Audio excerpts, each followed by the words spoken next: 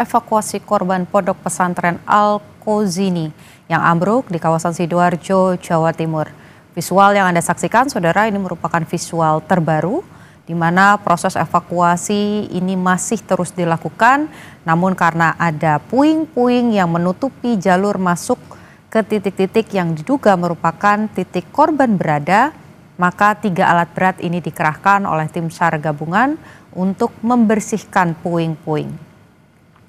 Dan untuk mengetahui informasi terbaru dari proses evakuasi korban pondok pesantren Al-Kozini yang ambruk di Sidoarjo, Jawa Timur, kita akan berbincang dengan Kepala Pusat Data dan Informasi Badan Nasional Penanggulangan Bencana, Abdul Muhari. Selamat siang, Pak Aan. Selamat siang, Putu. Ya, kita sudah 6 hari melakukan proses evakuasi, kita ikuti sama-sama, sekaligus kami juga mau mengkonfirmasi, terakhir disampaikan ada penambahan 1 korban meninggal dunia dan masih ada 26 yang hilang. Nah, dari data BNPB sendiri, untuk data terbarunya seperti apa, Pak? Apa betul ada 26 korban yang masih dinyatakan hilang? Ya, berdasarkan data kami per tanggal 5 Oktober hari ini pukul 13.00, itu jumlah korban 167 orang, kemudian 104 itu dalam kondisi selamat, kemudian meninggal 37, jadi mungkin tadi pagi dalam press release yang dilakukan oleh Posko BNPB, Posko Gabungan, serta Basarnas dan Polri itu masih menyatakan 36, kemudian ada penemuan 1 jenazah yang sudah dibawa ke RS Bayangkara Polri Surabaya, menjadi 37. Dengan penambahan 37 ini berarti dari data kita sebelumnya yang berbasis pada absensi santri itu yang masih dilakukan pencarian jumlah total 26 orang. Akan tetapi kita juga sudah menemukan 2 body part, Putu. Jadi ada dua anggota tubuh, kaki kanan dan 1 lagi pinggul sampai ke kaki. Nah, ini masih juga kita identifikasi apakah nanti masuk dalam penambahan atau tidak, tergantung nanti dari identifikasi identitas dari jasad-jasad atau korban yang sudah dibawa, ataupun kita harapkan yang sudah akan bisa kita selesaikan di hari atau malam nanti. Jadi secara total meninggal dunia 37, masih dalam pencarian 26. Selain itu kita sudah membawa ke RS Bayangkara 2 body part, Mbak Putu. Kemarin kan di proses evakuasi ini sempat dibagi ke beberapa sektor begitu ya, dan kemudian pendekatannya juga berbeda-beda begitu. Ada yang menggunakan deteksi suara, sensor kehidupan. Nah, di hari ke-6 ini memasuki hari ke-7, apa indikasi mengenai keberadaan 26 korban ini, Pak? Apakah sudah diketahui ada di sektor mana? Kemudian kalau kita lihat sore ini, siang ini yang digunakan adalah kendaraan berat begitu ya, alat berat. Nah, ini apakah memang berubah metode pencariannya, Pak? Iya, sejak kita mengkonfirmasi tidak ada lagi respon kehidupan, meskipun kemudian tim SAR tetap melakukan beberapa metode ya untuk memastikan itu. Salah satunya kalau misalkan kita sebutkan dengan side conflict wall scanner, multi sense leader dan seterusnya. Ketika tidak ada lagi kita temukan respon yang menandakan ada tanda-tanda kehidupan dari di bawah puing-puing, maka alat berat kita kerahkan. Nah, tetapi kendala di lapangan itu sebenarnya hanya tinggal mempertimbangkan 1 hal. Jadi, dalam visual seperti ini sebelah kiri layar pemirsa ini itu ada 1 segmen yang itu masih tersambung dengan bangunan yang masih berdiri saat ini. Jadi ada rangkaian betonnya yang masih tersambung dengan bagian di sebelahnya, bagian yang bangunan yang masih berdiri. Sehingga untuk melakukan pemotongan itu, tim SAR meminta pertimbangan kepada ahli struktur yang sudah juga mendampingi kita dari hari kedua dari Institut Teknologi 10 November Surabaya, bagaimana supaya ini benar-benar kita pastikan aman, jadi pemotongan nantinya itu tidak berpengaruh pada stabilitas dari gedung atau bangunan yang tersangkut atau yang terkait ikatan betonnya. Nah, di segmen ini aja terakhir terakhir pencarian kita. Segmen sebelahnya itu udah clear, udah rata dengan tanah. Kalau ini bisa kita selesaikan, insya Allah itu kita sudah bisa selesaikan seluruh pencarian, Pak Putut. Oke, boleh dijelaskan juga Pak supaya kami ada gambaran gedung yang tersambung dengan lantai yang rubuh ini merupakan gedung apa Pak? Apakah masih ada aktivitas di sana atau disterilisasi karena masih rawan runtuh? Seluruh aktivitas di sini sudah disterilisasi. Jadi tidak ada lagi aktivitas baik itu di gedung-gedung yang masih ada tidak terdampak pun sekarang sudah disterilisasi. Jadi tidak ada aktivitas belajar mengajar di lingkungan Ponpes Al-Khouzini ini dari hari pertama kejadian. Tetapi yang harus kita pertimbangkan bahwa tim personil di lapangan tentu ada di sekitar ini. Dan juga keberadaan atau lokasi dari gedung Ponpes ini itu sangat menempel dengan rumah masyarakat di pinggir-pinggirnya, di luar kawasan. Nah, ini harus kita pertimbangkan ketika kita nanti menarik coran beton dari posisi saat ini, itu jangan sampai kemudian menggeser atau men-trigger rubuhnya gedung yang masih terikat ikatan betonnya dengan lantai coran beton yang saat ini sudah ambruk. Itu saja yang jadi proses pemotongan dari ikatan ini, nanti proses pemotongan tiang-tiang bajanya, tiang-tiang besinya itu benar-benar kita tidak karena tim Basarnas bukan ahli struktur, maka kita juga meminta pendampingan dari ahli struktur yang benar-benar berpengalaman yang bisa menjamin tidak hanya keselamatan struktur di sebelahnya tidak ikut ambruk, tapi juga keselamatan personel semua yang masih bekerja di lapangan, Pak Putu. Oke, semua keselamatan termasuk juga tim SAR gabungan di lapangan harus menjadi faktor utama yang dijaga ya Pak Aan. Nah, yang kemudian jadi pertanyaan juga nih Pak, ini kan banyak keluarga yang masih sangat berharap untuk bisa segera bertemu dengan keponakannya, dengan anaknya yang sampai dengan hari ini masih dinyatakan hilang. Berkaitan dengan proses penggunaan alat berat. Apakah tadi disampaikan bahwa ya ini sudah tidak ada tanda-tanda kehidupan, maka kemudian alat berat dikerahkan. Nah, apakah ini juga penggunaan alat berat ini sudah juga dengan seizin atau sudah berkomunikasi dengan pihak keluarga, Pak? Ya, dalam setiap tahapan tim SAR selalu berdiskusi dan minta persetujuan dari keluarga inti, orang tua dari santri. Dan kita juga selalu menyampaikan langkah-langkah yang akan kita ambil pada hari yang bersangkutan itu pada pagi hari. Pada pagi hari ketika kita melakukan press conference di pagi hari. Apa yang akan kita lakukan, bagaimana metodenya, di segmen-seksi mana yang akan kita prioritaskan, dan seterusnya. Nah, memang dalam 3 kali 24 jam pertama, pertimbangan kita itu kita masih menemukan respon dari santri yang terjebak di bawah reruntuhan. Dan ini sudah disisir dari 8 sisi, tentu saja ketika kita berbicara operasi pencarian dan penyelamatan, namanya juga operasi pencarian dan penyelamatan, diselamatkan. Artinya hidup harus diselamatkan. Nah, ini menjadi prioritas. Ketika kita mau mengakselerasi proses itu, maka kita berhadapan dengan tadi yang seperti saya bilang, ada komponen-komponen yang tidak bisa serta-merta kita angkat begitu saja dengan menggunakan alat berat. Karena kita harus bayangkan ada beton coran 40 cm, 3 lapis di atas itu ambruk ke bawah. Sehingga kalau kita tarik, kita salah menarik segmen, bisa-bisa kemudian upaya pencarian berakibat pada fatalitas yang baru. Nah, inilah kemudian pada 3 kali 24 jam pertama itu tim kemudian memutuskan caranya manual.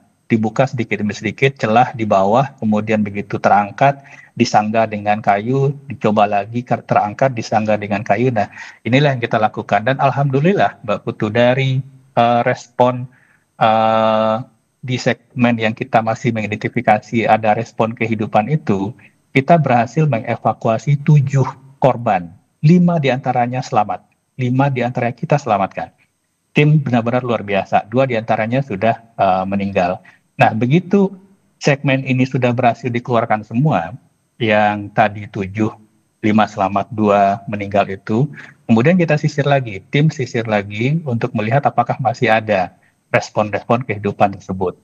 Beberapa kali berbagai metode sehingga begitu dipastikan tim di lapangan tidak lagi mendapatkan respon kehidupan atau respon dari pemanggilan atau respon dari alat-alat yang kita gunakan, barulah kemudian tim meminta izin kepada keluarga untuk menggunakan alat berat.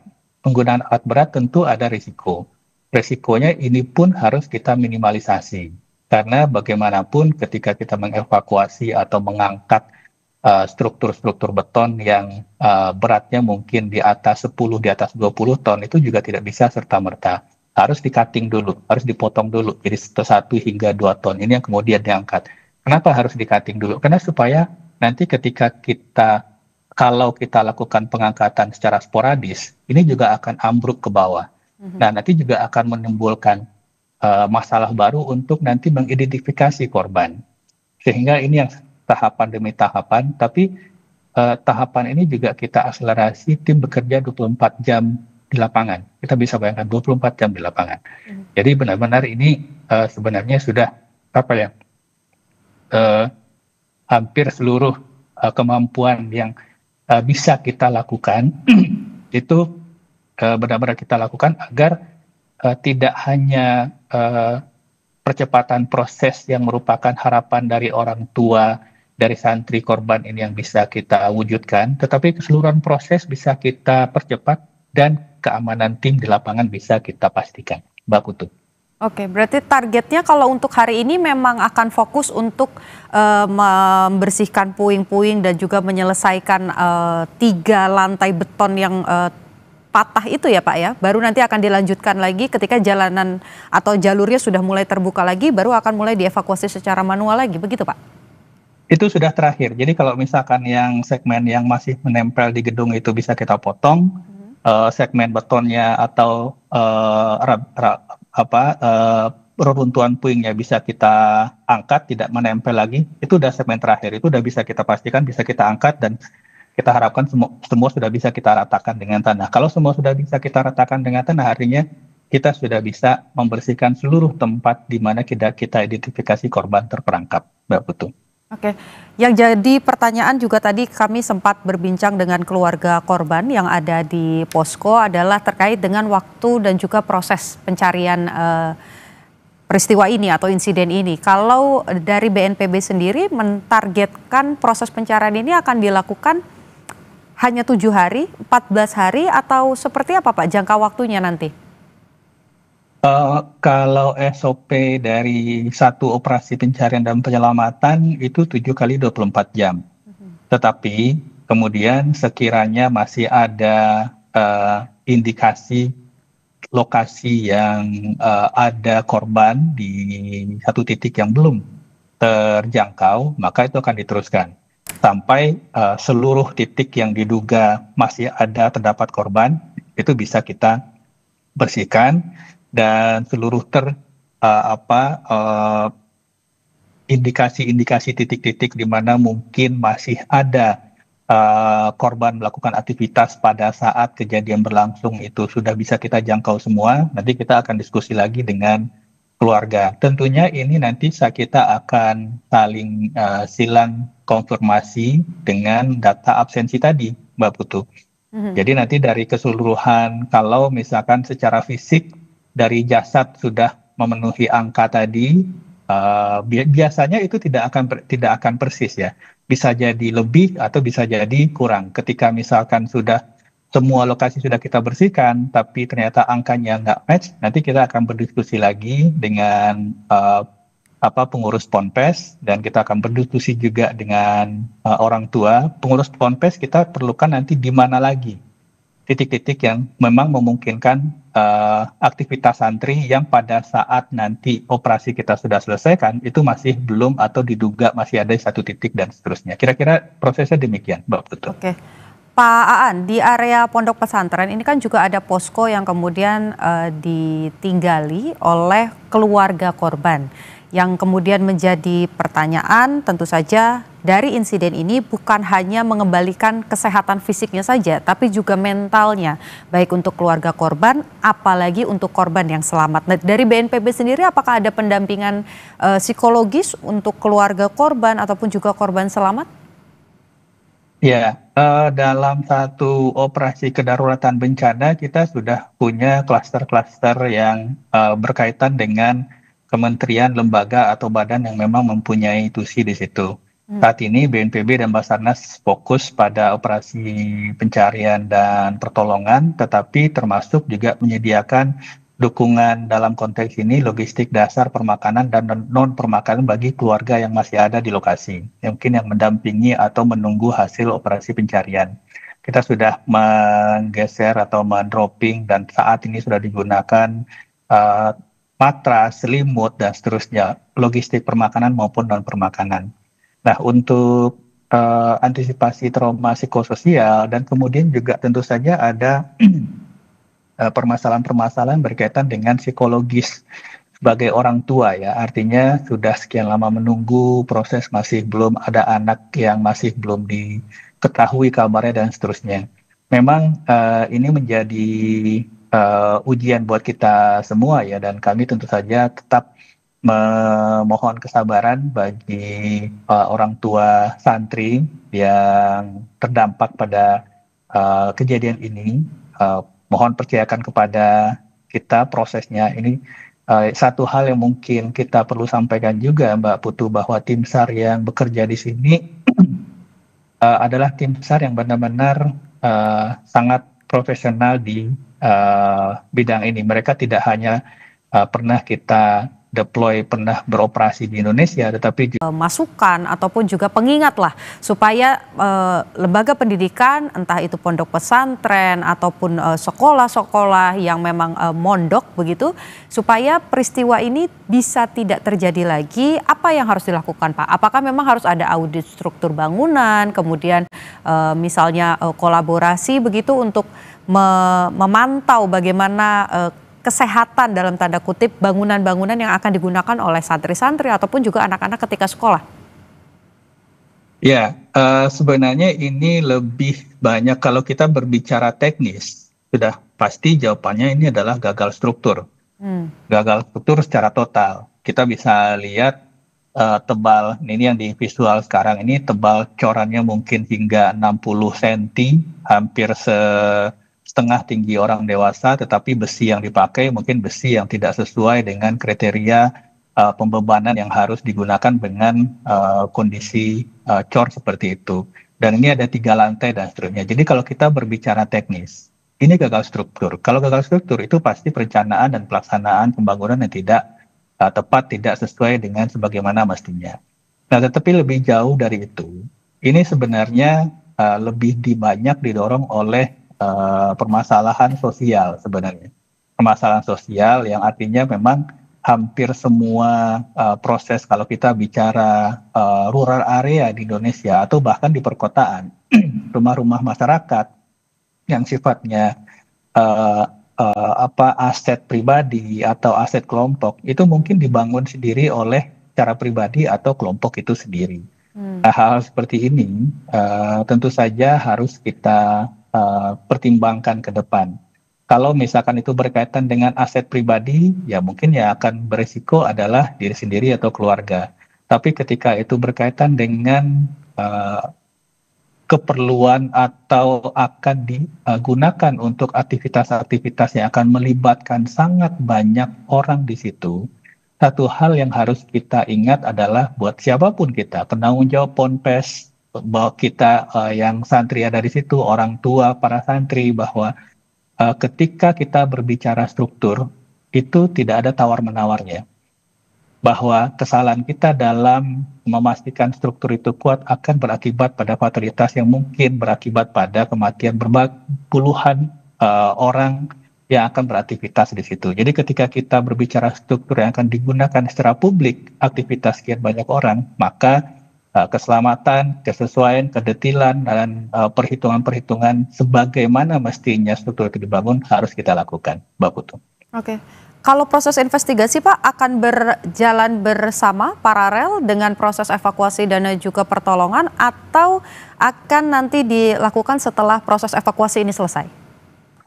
Investigasi mungkin itu di APH ya. BNPB saat ini fokus pada operasi pencarian dan pertolongan dan memastikan bahwa korban dan keluarga korban bisa tertangani dengan baik. Oke, kalau soal bantuan, biasanya kalau di bencana ada anggaran khusus begitu ya untuk membantu rumah-rumah yang terkena bencana. Nah, dengan insiden ini Pak, apakah BNPB juga akan memberikan bantuan terkait dengan rekonstruksi dari pondok pesantren? Untuk rekonstruksi bangunan yang sifatnya sarana pendidikan itu biasanya dilakukan oleh kementerian lembaga yang mengampu lembaga pendidikan itu. Misalkan ketika kita ada bencana di Cianjur misalkan ya, maka berkaitan dengan sekolah dasar, SMP negeri, SMA negeri, maka itu akan ditangani oleh Kemendikdasmen, pada saat itu Kemendikbud misalkan. Untuk madrasah, maka itu akan didukung pembangunan ulangnya kembali oleh Kementerian Agama. Jadi itu akan dilakukan, difasilitasi, didukung oleh kementerian di mana atau yang mengampu lembaga pendidikan itu, Mbak Putu. BNPB sendiri kalau itu berkaitan dengan aset masyarakat seperti rumah dan atau aset publik seperti jalan dan jembatan, maka itu akan difasilitasi oleh BNPB, Mbak Putu. Oke. Salah satu hal yang kemudian menarik juga Pak di posko ini ada masyarakat yang kemudian datang begitu untuk memberikan bantuan pakaian, memberikan bantuan makanan dan juga minuman untuk keluarga dan juga kerabat yang saat ini masih menunggu di posko. Nah, untuk masyarakat Pak yang ingin berkontribusi ataupun juga memberikan update informasi, apa saluran resmi dari BNPB untuk informasi-informasi real time begitu dengan adanya insiden Ponpes Al-Kozini ini Pak?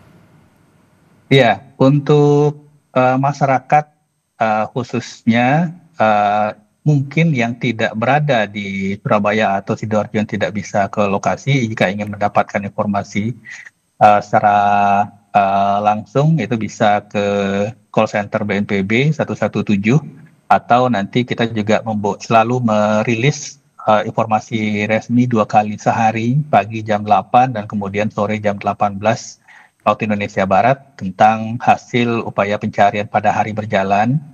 Tetapi bagi masyarakat yang mungkin bisa ke lokasi yang ingin menyalurkan donasi dan seterusnya, ada posko gabungan di sekitar 20 meter dari lokasi pencarian, itu posko gabungan BNPB, Basarnas, Kementerian Sosial, dan seluruh stakeholder pemerintah Jawa Timur, Pemkab Sidoarjo. Jadi bisa ke sana jika ingin berdonasi atau apapun, semua informasi ada di situ dan semua penggunaan atau penyaluran bantuan juga transparan kita catat dan semua bisa mengakses dengan melihat secara langsung ada di posko, Mbak Putu. Oke, baik. Terima kasih sudah berbincang dengan Kompas TV. Kita tadi banyak berbicara dari mulai proses evakuasi sampai dengan bagaimana target dalam waktu dekat. Kepala Pusat Data dan Informasi Badan Nasional Penanggulangan Bencana, Abdul Muhari, terima kasih sudah berbagi dengan Kompas TV. Kita harapkan proses evakuasi segera selesai, korban bisa ditemukan dan juga segera kembali ke keluarga. Terima kasih, Pak Abdul Muhari. Terima kasih, Mbak Putu. Saudara